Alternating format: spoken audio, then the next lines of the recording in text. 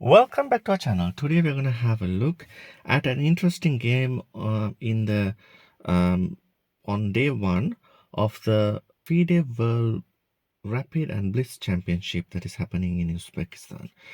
And the most interesting game, according to me at least, is the game played between Ivan Cheparinov versus Richard Rapport.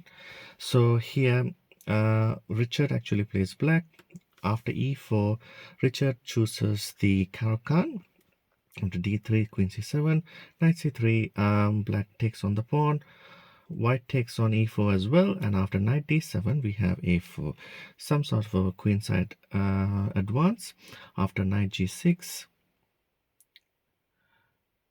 after knight f6 we have bishop c4. Here the knight attacks the bishop and the bishop moves to safety. Bishop g4 is played, and here after white threatens the bishop, black chooses to give up the bishop pair, and after e6 again on bishop g5, knight d7, and here white castles. Black chooses to develop the bishop here. After rook a d1, we have black threatening the bishop. Bishop just moves away, and after g5, rook moves to e1, rook g8, and here white, it is a critical moment. White actually plays bishop d4, attacking this piece.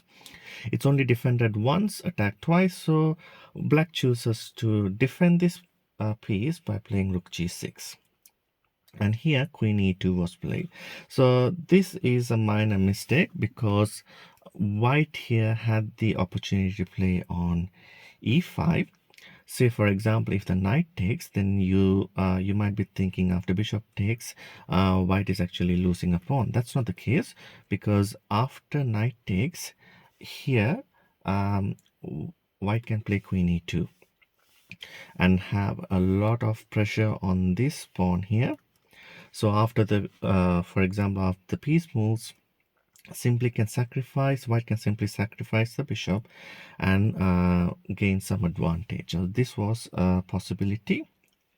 However, that was not played in the game. So after rook g6, queen e2 was played first, and after bishop e5, then here white sacrificed their knight to d5.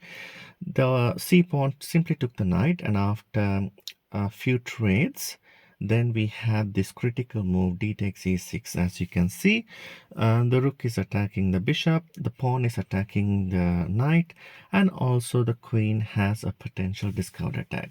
So what does black choose to do?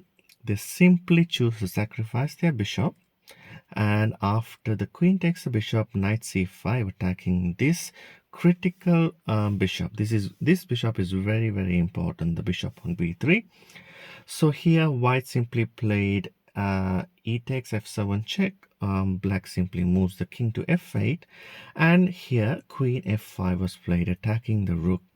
How does black choose to defend it? They simply play king g7 defending, because the rook is somewhat trapped at the moment.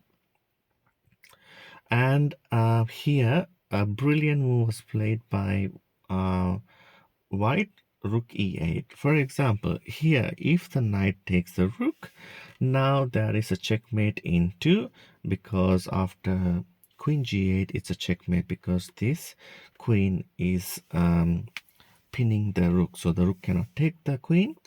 So going back to this position, rook e8, what was chosen? They simply chose to take the rook with their own rook. And here, what is another brilliant move which was played? That's only one move here for white, and why Ivan chose to play that, they simply took their knight with the queen, and here black resigned. Possibilities are, for example, if the rook takes here, you have a fork, and the queen is gone, so that is a possibility as well. So going back to this position, and the same thing, if the king takes, they still have the fork.